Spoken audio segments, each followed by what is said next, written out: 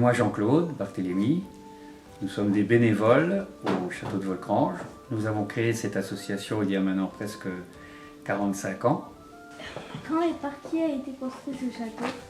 Alors, ce château a été construit par le seigneur Arnoux II de Volcrange. C'était un seigneur d'origine luxembourgeoise, parce qu'il faut savoir qu'à l'époque, au XIIIe siècle, ici, ça faisait partie du comté du Luxembourg. Et Arnoux II était un conseiller de la comtesse de Luxembourg, Ermesinde, et elle lui a donné tout ce territoire pour y bâtir son château. D'ailleurs, on retrouve encore le nom de la comtesse Ermesinde sur une taque, c'est une grande plaque de pierre qui est à côté de l'entrée du beffroi à Thionville. Est-ce que des gens ont habité dans le château? C'était un château pour la famille de Volcrange. Donc tous les descendants du seigneur Arnoux II de Volcrange ont habité dans le château jusqu'en 1640.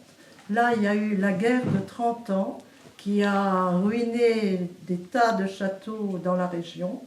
Et le château a été presque complètement ruiné.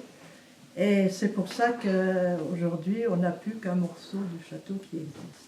Et à ce moment-là, c'est le seigneur Jean de Pouilly qui a racheté le domaine.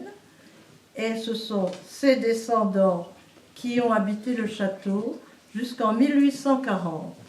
Et en 1840, il y a un notable, ancien maire de Metz, M. Bompard, qui a racheté le domaine et il a vécu avec sa famille quelque temps dans ce vieux château. Puis il a construit la maison de maître qui est là-bas, parce que c'était pas très confortable ici, et il a été habité là-bas. Donc le château n'était plus vraiment habité. Qu'y avait-il d'autre dans le parc? Alors ce qu'il faut savoir, c'est qu'au XIIIe siècle, quand un seigneur achetait un château, il y avait tout autour un domaine agricole. C'était surtout un domaine agricole où les paysans travaillaient pour le seigneur. Avec quelques fermes.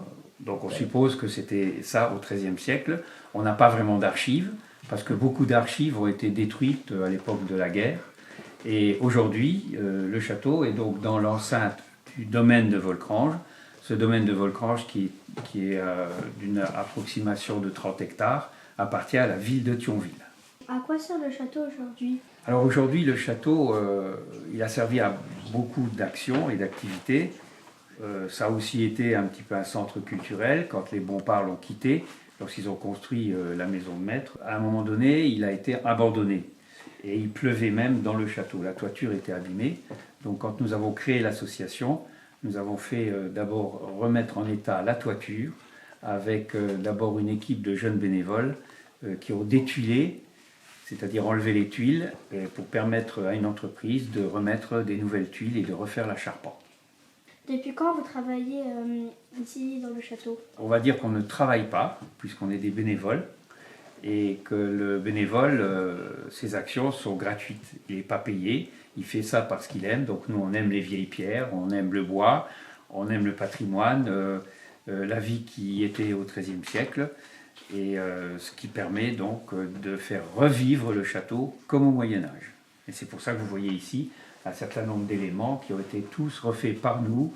Les peintures ont été faites par nous. On a récupéré beaucoup d'objets quand on a été sur les brocantes. Beaucoup ont été refabriqués. Moi, par exemple, là, j'ai une cotte de maille qui c'est pas une vraie cotte de maille, mais on a l'impression que c'en est une. Elle a été tricotée par une bénévole. On reçoit des scolaires, comme on vous reçoit aujourd'hui. Et la grosse animation, c'est le 21 septembre. C'est le 3e dimanche de septembre en général. C'est les Journées européennes du patrimoine. Nous avons tous nos ateliers qui sont exposés. Et on joue également une scénette qui raconte l'histoire de Gerlach et d'Irmengarde de Volcrange. Et Liane, qui a un atelier d'enluminure, elle a créé un manuscrit médiéval qui raconte l'histoire dans un vrai manuscrit médiéval. Enluminé. Enluminé. Et on en a fait un tirage auprès d'un imprimeur de 1000 exemplaires qu'on revend pour pouvoir rentrer un petit peu d'argent et permettre d'acheter la chaux et tous les éléments qu'il faut pour retravailler sur le château. On a un jeune qui est venu travailler sur le château et qui ne connaissait pas du tout le travail de la pierre, de la taille de pierre. Et au bout de quelques jours de travail, il a appelé sa maman et il a dit à sa maman « Je crois que je serai tailleur de pierre ». Et effectivement, aujourd'hui, c'est Florent. Florent a une quarantaine d'années. À l'époque, il avait 18 ans, donc le temps passe. Il est aujourd'hui tailleur de pierre, ornemaniste, sculpteur, et il travaille pour le château de Versailles. Et régulièrement, quand on fait des chantiers de jeunes, il vient encadrer nos chantiers de jeunes en tant que technicien.